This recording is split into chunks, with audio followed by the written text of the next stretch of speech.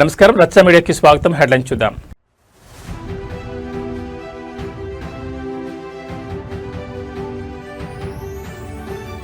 చిన్నప్పుడు మా అమ్మ నన్ను బాగా కొట్టేది. మంగళగిరి వేదికగా మంత్రి నారా లోకేష్ సరదా వ్యాఖ్యలు.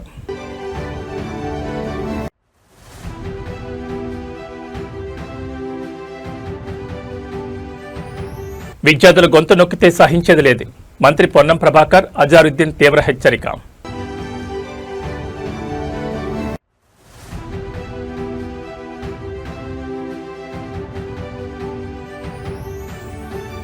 ఎన్డీఏ పార్లమెంటరీ పార్టీ సమావేశాలకు కొత్త పేరు.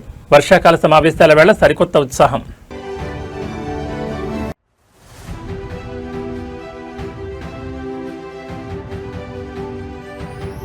మహబూబాబాద్ జేఎన్టీయూహెచ్ ఇంజనీరింగ్ కళాశాలలో తీవ్ర ఉద్రిక్తత. తరగతులు బహిష్కరించి విద్యార్థుల ధర్నా. ఇక డీటెయిల్స్ చూస్తే ఉత్తరాంధ్ర అభివృద్ధి మకుటంలో మరో సంచలన ఘటన నమోదు కాబోతోంది. విజయనగరం జిల్లా భోగాపురంలో అత్యంత ప్రతిష్టాత్మకంగా నిర్మించిన అల్లూరి సీతారామరాజు అంతర్జాతీయ విమానాశ్రయం ఉత్తరాంధ్ర ప్రాంతానికే మణిహారంగా నిలుస్తుందని రాష్ట్ర ముఖ్యమంత్రి చంద్రబాబు వ్యాఖ్యానించారు. ఆగస్టు 1వ తేదీన భారత ప్రధాని నరేంద్ర మోడీ చేతుల మీదుగా ఈ అంతర్జాతీయ విమానాశ్రయం ప్రారంభం కానున్న నేపథ్యంలో కార్యక్రమ ఏర్పాట్లపై సీఎం చంద్రబాబు అమరావతిలో ఉన్నతాధికారులతో సమీక్ష సమావేశం నిర్వహించారు. ఈ ప్రారంభోత్సవ వేడుకలను అత్యంత వైభవంగా ఏపీ చరిత్రలోనే నిలిచిపోయేలా నిర్వహించాలని అధికారులను ఆదేశించారు. ఉత్తరాంధ్ర పర్యటనకు రానున్న ప్రధాని నరేంద్ర మోడీకి మన సంస్కృతి సంప్రదాయాలు ఉట్టుపడేలా ఘనస్వాగతం పలకాలు నిర్ణయించారు. హింస, సవర, కొమ్ము కోయ వంటి గిరిజన జానపద సాంప్రదాయ నృత్య రూపాలతో మోదీకి స్వాగత తోరణాలు పలకనున్నట్లు సీఎం తెలిపారు. ఆగస్టు 1న విమానాశ్రయ ప్రధాన ప్యాసింజర్ టెర్మినల్ భవనాన్ని ప్రారంభించడంతో పాటు GMR skill development centre, aviation hub and university, అలాగే జీఎంఆర్ మాన్సాస్ ఎడ్యుసిటీ ప్రాజెక్టులను ప్రధాని లాంఛనంగా శ్రీకారం చుట్టనున్నారు. ఈ సమీక్ష సమావేశంలో హోంమంత్రి వంగల్పూడి అనిత, ప్రభుత్వ ప్రధాన కార్యదర్శి సాయి ప్రసాద్, ఐ&ఐ ప్రత్యేక సీఎస్ కృష్ణబాబులతో పాటు విజయనగరం, శ్రీకాకుళం జిల్లాల కలెక్టర్లు, ఎస్పీలు, టీడీపీ రాష్ట్ర అధ్యక్షుడు పల్లా శ్రీనివాసరావు, సివిల్ ఏవియేషన్ అధికారులు మరియు జీఎంఆర్ ప్రతినిధులు పాల్గొన్నారు. భోగాపురం ఎయిర్పోర్ట్ అందుబాటులోకి వస్తే ఉత్తరాంధ్రలో టూరిజం, ఐటీ, పారిశ్రామిక రంగాలు పరుగులు తీస్తాయని విశ్లేషకులు భావిస్తున్నారు. ఏపీ విద్యా, ఐటీ శాఖల మంత్రి నారా లోకేష్ తన గుంటూరు జిల్లా మంగళగిరి నియోజకవర్గంలో నిర్వహించిన ఓ కార్యక్రమంలో చేసిన సరదా వ్యాఖ్యలు ప్రస్తుతం సోమవారం నుంచి సోషల్ మీడియాలో విపరీతంగా వైరల్ అవుతున్నాయి. మంగళగిరిలో ప్రభుత్వం ప్రతిష్టాత్మకంగా చేపట్టిన తల్లికి వందనం పథకం లబ్ధిదారులతో మంత్రి లోకేష్ ప్రత్యేకంగా ముఖాముఖి నిర్వహించారు. ఈ సందర్భంగా తల్లులతో, విద్యార్థులతో ముచ్చటిస్తూ తన చిన్ననాటి జ్ఞాపకాలను, తల్లి భువనేశ్వరితో తనకున్న అనుబంధాన్ని పంచుకొని అందరినీ నవ్వించారు. పిల్లల పెంపకంలో తల్లుల పాత్ర ఎంత కీలకమో వివరిస్తూ మంత్రి లోకేష్ ఆసక్తికర విషయాలు వెల్లడించారు. చిన్నప్పుడు మా అమ్మ నన్ను చాలా బాగా కొట్టేది. ఇప్పటికీ నేను ఏదైనా పబ్లిక్ మీటింగ్లో పొరపాటుగా లేదా తప్పుగా మాట్లాడితే వెంటనే మా అమ్మ నుంచి ఫోన్ వస్తుంది. ఇప్పటికే నన్ను తిడుతుందని లోకేష్ నవ్వుతూ చెప్పారు. ఎంతటి స్థానంలో ఉన్న తల్లి అనురాగం, ఆమె ఇచ్చే క్రమశిక్షణే ఒక మనిషిని ఉన్నత స్థాయికి తీసుకెళ్తుందని ఈ సందర్భంగా ఆయన వ్యాఖ్యానించారు. కూటమి ప్రభుత్వం తీసుకొచ్చిన తల్లికి వందన పథకం ద్వారా ప్రతి విద్యార్థికి ఆర్థికంగా అండగా నిలుస్తున్నామని, పిల్లలను గొప్పగా చదివించి ప్రయోజకులుగా తీర్చిదిద్దాల్సిన బాధ్యత తల్లులపైనే ఉందని లోకేష్ పిలుపునిచ్చారు. మంగళగిరి వేదికగా మంత్రి నారా లోకేష్ చేసిన ఈ వ్యాఖ్యలు అమ్మ భువనేశ్వరి గురించిన కామెంట్స్ నెటిజన్లను విశేషంగా ఆకట్టుకుంటున్నాయి. నేను ఈ రోజు ఈ స్థాయికి వచ్చానంటే చదువు వల్లే. చిన్నప్పుడే మా అమ్మ బాగా కొట్టేది. మీరు కూడా బాగా కొడతారా? ఈ తరం చేయలేము అనుకుంటా. మమ్మల్ని నన్ను అయితే చితకబాదేది మా అమ్మ. ఇప్పటికి ఊరుకోదు తెలుసా. నేను పబ్లిక్ స్పీచింగ్ ఏమైనా అటు ఇటు తూలేను ఇంకో మాటలు ఫోన్ చేస్తుంది సాయంత్రం, ఎందుకు ఇట్లా మాట్లాడేవారా అంటుంది. చదువు కూడా బాగుంటుంది, ఎడ్యుకేషన్ బాగుంటుంది, పిల్లలు చదువు కదమ్మా, చదువు అంతా బాగుంటుంది. ఏంటి నేను చూసా కదా, నేను ఈ రోజు ఈ స్థాయికి వచ్చాను చదువాలి. జీవితంలో ఆస్తులు పోతాయి, డబ్బులు పోవచ్చు, కానీ చదువు మట్టుకు ఎవరు తీసుకున్నారు. నేను అందుకే పిల్లలు బాగా చదవాలి. సమాజంలో మార్పు రావాలంటే చేయాలి కదమ్మా ఇప్పుడు. ఎందుకంటే సమాజంలో మార్పు రావాలి, రాష్ట్రం బాగుపడాలంటే పిల్లల్లో మనకు పెట్టుబడి రాష్ట్రపడాలి, చేయాలి. ఎందుకంటే రాష్ట్ర విభజన జరిగింది, కట్టుబట్టలతో మనం ప్రయాణం ప్రారంభించాం. ఇప్పుడు హైదరాబాద్ చూసి 62 సంవత్సరాలు అందరూ కష్టపడలా, అందరం కష్టపడి అభివృద్ధి చేసాం. మీది కాదని పోమన్నా వచ్చి ఇక్కడ పడ్డాం. ఇప్పుడు అమరావతి చేస్తున్నాం, ఇంకా కసితో చేయాలి. మనకేం తక్కువ ఆంధ్ర రాష్ట్రానికి నంబర్ 1 చేద్దాం. విద్య, వైద్యం, ఉద్యోగాలు, ఉపాధి అన్నిట్లో నంబర్ 1 రావాలి. దాంట్లో మంగళగిరి కూడా నంబర్ 1 ఉండాలని నా కదా. కానీ చేయాలన్న తపన ఉంది, తాపత్రయం ఉంది. మీరు బాబు గారు చూడండి అమ్మా, 76 సంవత్సరాలు. నేను అవుతా అంట, ఆయనలో ముగ్గురు 20 సంవత్సరాలు కుర్రలు ఉన్నారు, ప్లస్ 1 సంవత్సరం బేబీ. పసిబిడ్డ అంత పరిగెడతాడు ఆయన ఎక్కడ ఒక రోజు అలసట్టగా నీ ఆరోగ్యం బాగాలేదన్నా నాకు అసలు నా జీవితంలో గుర్తులేదు తల్లి. ఒకరోజు జ్వరం వచ్చి నేను ఇంట్లో పడుకున్న రోజు నాకు గుర్తులేదు. తిరుగుతాడు, కష్టపడాలిరా, చేయాలి. ఎందుకంటే రాష్ట్ర విభజన జరిగింది. తెలంగాణ రాజకీయాల్లో ముఖ్యమంత్రి Revanth Reddy, BRS working president KTR మధ్య మాటల యుద్ధం ఒక్కసారిగా పీక్స్ కు చేరింది. రాష్ట్రంలో కాంగ్రెస్ అధికారంలోకి వచ్చిన నాటి నుంచి నేటి వరకు సాగిన పాలనపై సీఎం రేవంత్ రెడ్డి తీరుపై కేటీఆర్ తీవ్రస్థాయిలో విరుచుకుపడ్డారు. మన కర్మ బాగా లేక రేవంత్ రెడ్డి తెలంగాణకు ముఖ్యమంత్రి అయ్యాడంటూ కేటీఆర్ చేసిన వ్యాఖ్యలు ఇప్పుడు పొలిటికల్ సర్కిల్స్ లో ప్రకంపనలు సృష్టిస్తున్నాయి. అసలు రేవంత్ రెడ్డి గత 2 నెలల పాలనలో రాష్ట్రానికి చేసిందేమీ లేదంటూ కేటీఆర్ సంచలన ఆరోపణ చేశారు. సీఎం రేవంత్ రెడ్డి పాలనా స్థాయిని ఎండగడుతూ కేటీఆర్ అత్యంత ఘాటు వ్యాఖ్యలు చేశారు.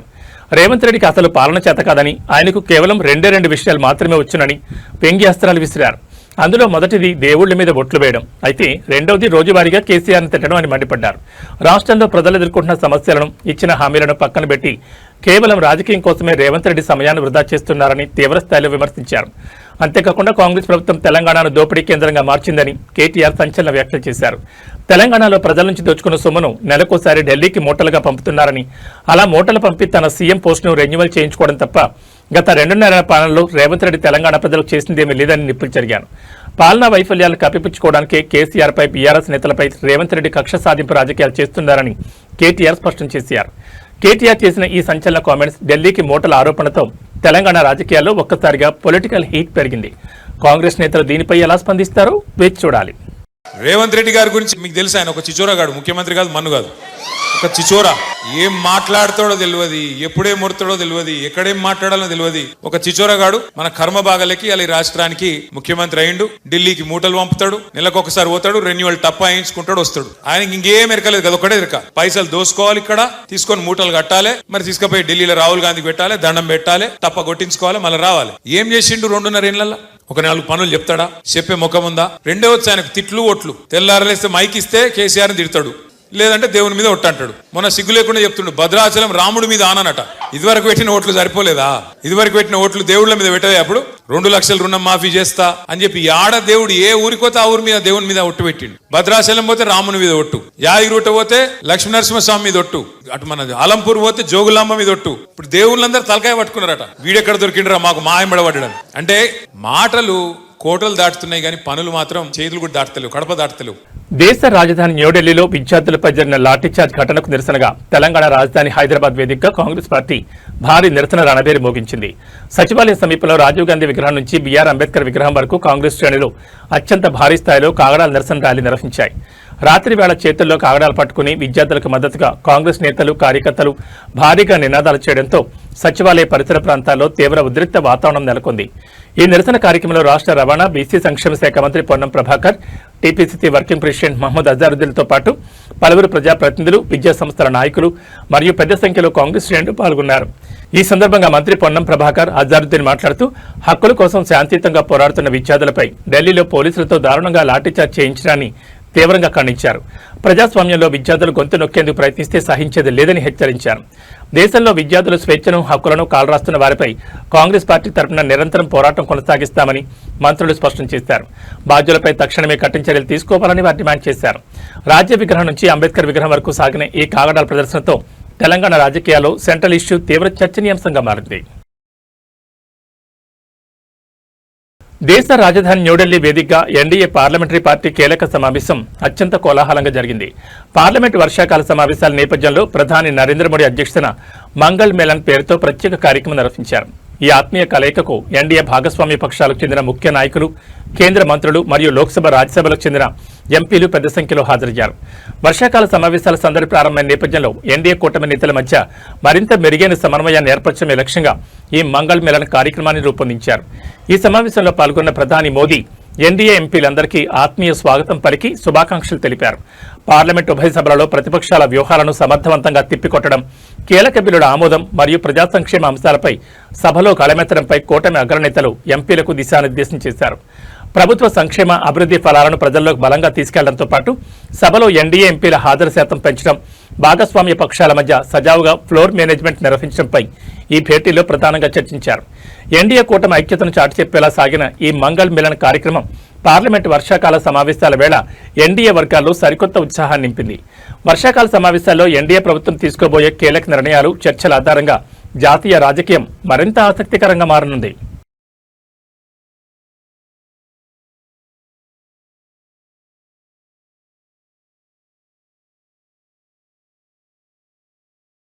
కలియుగ వైకుంఠమైన తిరుమల మెట్ల మార్గంలో విచిత్ర సన్నివేశం వెలుగులోకి వచ్చింది. అలిపిరి శ్రీవారి మెట్టు మార్గాల్లో సంచరించే అడవి వరాహాలను భక్తులు సాక్షాత్తు శ్రీ మహావిష్ణువు అవతారమైన వరాహస్వామిగా భావించి పూజలు చేస్తున్నారు. వాటికి బొట్లు పెట్టడం, పాద నమస్కారాలు చేయడం మరియు తినుబండారాలను దగ్గరుంచి తినిపించడం లాంటి దృశ్యాలు ప్రస్తుతం సోషల్ మీడియాలో విపరీతంగా వైరల్ అవుతున్నాయి. తిరుమల నడకదారిలో స్వామివారి దర్శనానికి వెళ్లే భక్తులు తమకు ఎదురవుతున్న అడవి వరాహాలను చూసి భయపడడానికి బదులు భక్తితో అర్చిస్తున్నారు. సాక్షాత్తు శ్రీవారి రూపంగా భావిస్తూ పసుపు కుంకుమలతో బొట్లు పెడుతున్నారు. బిస్కెట్లు, పండ్లు మరియు ఇతర ప్రసాదాలను తమ చేతులతో తినిపిస్తూ మొక్కులు తీర్చుకుంటున్నారు. అయితే ఈ వీడియోలు నెట్టింట వైరల్ కావడంతో అటవీశాఖ మరియు టీటీడీ అధికారులు తక్షణమే స్పందించారు. అడవి వరాహాలు చూడడానికి సాధు జంతువులు అనిపించినా అవి అత్యంత ప్రమాదకరమైన అటవీ మృగాలని అధికారులు స్పష్టం చేస్తున్నారు. వాటికి ఆహారం అలవాటు చేయడం వల్ల లేదా నిష్ఠ పేరుతో దగ్గరకు వెళ్లడం వల్ల అవి ఒక్కసారిగా తిరగబడి భక్తులపై భయానక దాడులు చేసే ప్రమాదం ఉందని హెచ్చరిస్తున్నారు. అటవీ ప్రాంతాల్లో క్రూర జంతువుల స్వభావం ఎప్పుడు ఎలా మారుతుందో చెప్పలేమని, కాబట్టి భక్తులు దూరంగా ఉండాలని విజ్ఞప్తి చేస్తున్నారు. భక్తి ముఖ్యమే, కానీ ప్రాణభద్రత అంతకంటే ముఖ్యం. నడకదారులు వెళ్లే భక్తులు అడవి జంతువులకు ఆహారం వేయడం, దగ్గరకు వెళ్లడం లాంటి చర్యలను స్వస్తి పలకాలని అధికారులు సూచిస్తున్నారు.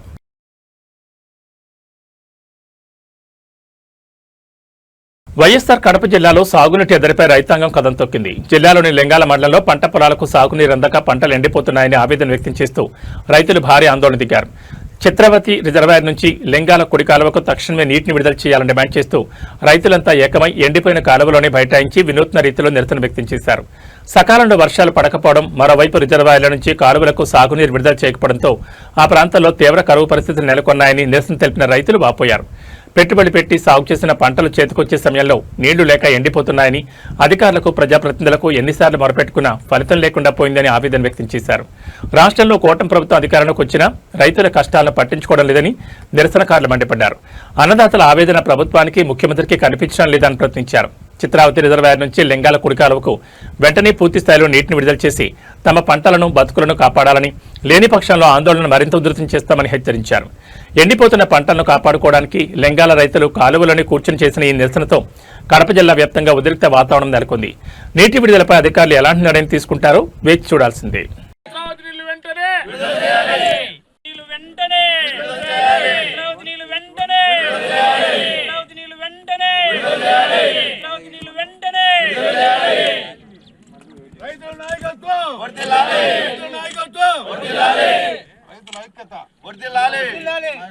ఈరోజు ఇక్కడ రైతులందరూ లింగాల మండల రైతులందరూ రావడానికి కారణము ఎన్నో పరిస్థితులతో సూపర్ ఎల్నో అనే పరిస్థితి ప్రభావంతో నీళ్లు లేకుండా బోర్లలో పూర్తిగా నీళ్లు అడుగండిపోతా ఉన్నా కూడా ఇక్కడ రైతుల గురించి పట్టించుకోకుండా కూటమి ప్రభుత్వం ఇక్కడ చిల్టు ఎత్తేయడానికి అనేసి కాలువలన్నీ నిలబెట్టిన కాలువలో నీళ్లు రానికుండా ఇచ్చిపెట్టడం జరిగింది.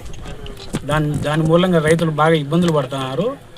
మీరు రైతులను దృష్టిలో పెట్టుకొని కాలువలకు తొందరగా నీళ్లు ఇచ్చాలనేసి మేము కోరుకుంటున్నాము. అలాగే చిత్రావతికి గండికోట రిజర్వాయర్ నుంచి నీళ్లు తొందరగా వదిలి చిత్రావతి డ్యామ్ నింపి రైతులకు అందరికీ నీళ్లు తొందరగా వదులుతారని మేము కోరుకుంటున్నాము. అటు నుంచి పైడిపాలెం నీళ్లు ఇక్కడికి తొందరగా తీసుకురావాలనేసి అధికారులు నిర్లక్ష్యం వహించకుండా తొందరగా పూర్తిగా బాధ్యతలు తీసుకొని నీళ్లు వదలాలని కోరుకుంటున్నాము. ఈ కూటమి ప్రభుత్వంలో నీళ్లు వదలకుండా పోవడం అనేది ఈ టైంలో ఎల్నో ఉన్న టైంలో ఈ వర్కులు చేయాల్సినంత అవసరం లేదు. వాళ్ళ స్వలాభాల కోసము వాళ్ళు చేసుకుంటూ పోతున్నారు. ఈ స్వలాభాలలో ఈ లింగాల మండలం రైతులు పూర్తిగా నీళ్ళు లేకుండా పోవడం అనేది చాలా ఇబ్బందికరమైన పరిస్థితి. కాబట్టి అధికారులు దీనిపైన స్పందించి కలెక్టర్ గారు దృష్టిలో పెట్టి తొందరగా నీళ్లు వదులుతారని కోరుకుంటున్నాం. ఒక 4 రోజులు మీకు టైం ఇస్తున్నాం అధికారులకు. 4 రోజుల తర్వాత ఇరిగేషన్ ఆఫీస్ దగ్గర మేము పూర్తి స్థాయిలో నిరసన తెలపడానికి మా ఎంపీ గారిని తీసుకుని వచ్చి మేము పూర్తిగా నిరసన తెలపడానికి మేము సిద్ధంగా ఉన్నాం. లేని పక్షంలో అక్కడనే ధర్నాకైనా కూర్చొని మేము రైతులందరితో పూర్తిగా రైతులందరినీ కూర్చోబెట్టి మేము ధర్నాలు చేయడానికి కూడా మేము సిద్ధంగా ఉన్నాం. ప్రజలకు గుండెలు కూడా ఏమైనా ఎండిపోతున్నాయి. దయచేసి తొందరగా పిడికాల పనులు చేసేది మళ్ళీ చేసుకోండి. ఇప్పుడు ప్రాణం పోయేటప్పుడు నీళ్లు పోయండి. మీరు ఇంత నిర్లక్ష్యంగా వ్యవహరిస్తే రాబోయే కాలంలో ఇంకా ఘోరంగా పరిస్థితులు వస్తున్నాయి. ఈ వర్షాలు రావడానికి, ఈ ఎండలకు, గాలికి నీళ్ళే లేకుండా పోతుంటే ఈ టైంలో ఇట్లా ఇబ్బంది పెట్టడం మంచిది కాదు. దయచేసి కూటమి ప్రభుత్వం కానీ, ఈ అధికారులు కానీ వెంటనే మీరు చర్య తీసుకొని వాటర్ పిడిస్తే అందరూ సుభిక్షంగా బతుకుతారు. లేదంటే ఈ వర్షాలు రాని దానివల్ల చాలా ఇబ్బంది పడిపోతారు. లేదా ఇట్లనే ఈ పరిస్థితిలో ఉంటే పీవీసీ వచ్చి ఆఫీసు ముందర ధర్నా చేసేదానికి ఏంటి యూనివర్సిటీ గారితో మేమందరం కలిసి వచ్చి ప్రతి ఒక్కరూ వచ్చి ధర్నా చేసేదానికి దయచేసి తొందరగా మీరు పనులు మళ్ళీ చేసుకోండి. పానాలు వేయటప్పుడు పనులు చేయడం మంచిది కాదు. అది ఇడిచిపెట్టి మళ్ళీ చేయండి. వర్షాలు వచ్చినాకనో నీళ్లు బాగుండేటప్పుడు సక్రమంగా ఉండేటప్పుడు తీసుకొని మీ పనులు మీరు చేసుకోండి. ఎవరు కాదని మంచి పనే. కానీ ఇప్పుడు వెంటనే విడుదల చేయాలని, వాటర్ విడుదల చేసి ప్రజలను ఆదుకోవాలని కోరుకుంటున్నాను. వస్తుంది ఈసారి భయంకరమైన దుర్భిక్ష పరిస్థితులు ఎదురవుతాయని శాస్త్రవేత్తల కానుంచి అందరూ చెప్తున్నారు. కానీ ఏ టైంలో లింగాల మండలం మీద ఖర్చో కార్పణ్యమో తెలియదు. కానీ ఈ పరిస్థితిలో ఎలినో పరిస్థితిలో ఇక్కడక్కడ నీళ్లు నింపి పెట్టుకోకుండా వర్షాలు రావని తెలిసి నింపకుండా మెదక్ జిల్లా కేంద్రంలోని ప్రతిష్టాత్మక జేఎన్టీయూహెచ్ ఇంజనీరింగ్ కళాశాలలో తీవ్ర కలకలం రేగింది. కళాశాలలో ఎదురవుతున్న ప్రాథమిక సమస్యలు, హాస్టల్లో మౌలిక వసతుల కొరతను నిరసిస్తూ విద్యార్థులు సోమవారం తరగతులను పూర్తిగా బహిష్కరించి రహదారిపైకి వచ్చారు. తాగునీటి ఎదురుతో పాటు కనీస సౌకర్యాలు కల్పించడంలో కళాశాల యాజమాన్యం తీవ్రంగా విఫలమైందని ఆరోపిస్తూ పెద్ద ఎత్తున నినాదాలు చేస్తూ ఆందోళన దిగారు. విద్యార్థులు వెల్లడించిన వివరాల ప్రకారం హాస్టల్లో తీవ్ర స్థాయిలో నీటి కొరత ఉందంటూ ఆవేదన వ్యక్తం చేశారు. ముఖ్యంగా సుమారు 30 మంది విద్యార్థులకు కేవలం ఒక్కటే బాత్రూం ఉండడంతో ఉదయాన్నే నిత్యకృత్యాలు తీర్చుకోవడానికి కళాశాలకు సమయానికి వెళ్లడానికి నరకం చూస్తున్నామని వాపోయారు.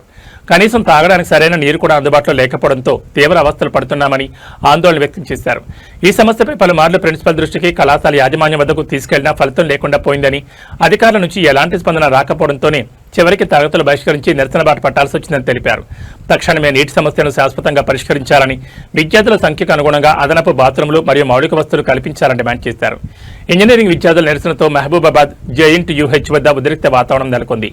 ఉన్నతాధికారులు తక్షణమే స్పందించి హాస్టల్ సమస్యలను పరిష్కరించాలని విద్యార్థులు విజ్ఞప్తి చేస్తున్నారు.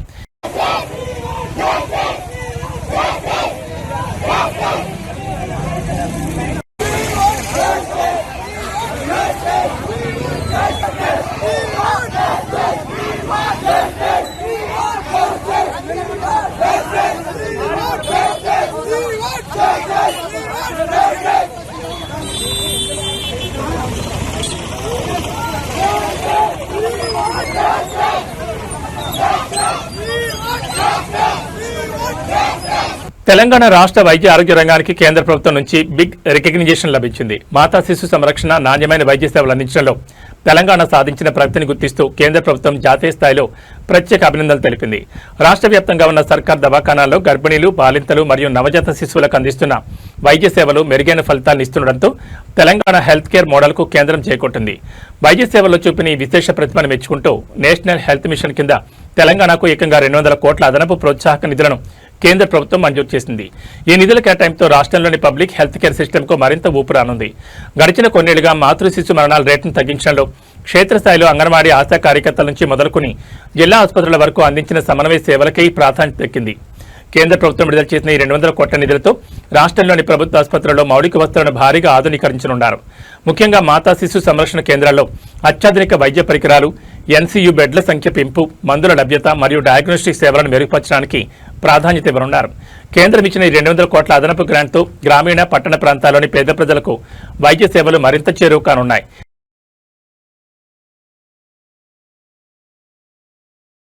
భారతీయ సినీ పరిశ్రమలో ముఖ్యంగా టాలీవుడ్లో ఇటీవల కాలంలో ప్రతిష్టాత్మక సినిమాల విడుదల తేదీలు వెంటనే వాయిదా పడడంపై అగ్రనటుడు కింగ్ అక్కినే నాగార్జున ఆసక్తికర వ్యాఖ్యలు చేశారు. హాలీవుడ్ ప్రొడక్షన్ ప్లానింగ్ ను మన భారతీయ సినీ నిర్మాణ శైలిని పోలుస్తూ ఆయన చేసిన కామెంట్స్ ఇప్పుడు సినీ వర్గాల్లో తీవ్ర చర్చనీయాంశంగా మారాయి. ఇటీవల నిర్వహించిన ఒక కార్యక్రమంలో నాగార్జున మాట్లాడుతూ హాలీవుడ్ మూవీ ది ఒడిస్సీని చూడండి, ఏడాది ముందే పక్కగా విడుదల తేదీని ప్రకటించి ఆ సమయానికి థియేటర్లోకి తీసుకొస్తున్నారు. కానీ మనం మాత్రం ముందుగా ఒక విడుదల తేదీని ప్రకటించి ఆ తర్వాత రకరకాల కారణాలతో వాయిదా వేస్తూ వస్తున్నామని వ్యాఖ్యానించారు. సినిమా నిర్మాణంలో సరైన ప్లానింగ్ ఉండడం ఎంత కీలకమో ఆయన గుర్తు చేశారు. పాత రోజుల జ్ఞాపకాలు నెమరు వేసుకుంటూ నాగార్జున మరో కీలక విషయాన్ని పంచుకున్నారు. గతంలో సినిమా విడుదల కావడానికి కనీసం ఒక నెల రోజుల ముందే పూర్తి స్థాయి తొలి కాపీని చూసేవాళ్ళం. కానీ ఇప్పుడు చివరి నిమిషం వరకు పనులు చేస్తూనే ఉంటున్నామని చెప్పారు. I want to take time out ఇది ఇక్కడ కరెక్ట్గా చెప్పేది కాదు. Requesting technicians and directors and musicians అందరూ మీరు ఒక 2 వారాల ముందు ఇస్తే ఈ సినిమాని ఏ సినిమానైనా ఎక్కడికైనా తీసుకెళ్ళచ్చు. ఒక 2 వారాల ముందు సినిమాని పోస్ట్ ప్రొడక్షన్ టీంకి ఇచ్చేస్తే ఇచ్చేస్తే దాన్ని చెక్కి దాన్ని ఇంకా చాలా పైకి తీసుకెళ్తారు.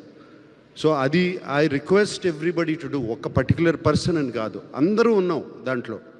నేను కూడా ఉన్నాను. నేను కూడా కరెక్షన్స్ అని దాన్ని ఇది నొక్కి అది నొక్కి లాస్ట్ మినిట్లో చేశాను. డైరెక్టర్ కూడా చేశాను. మేమిద్దరం డిస్కస్ చేసుకున్నాం. అలాగే ఎడిటర్ నేను చేసుకున్నాం.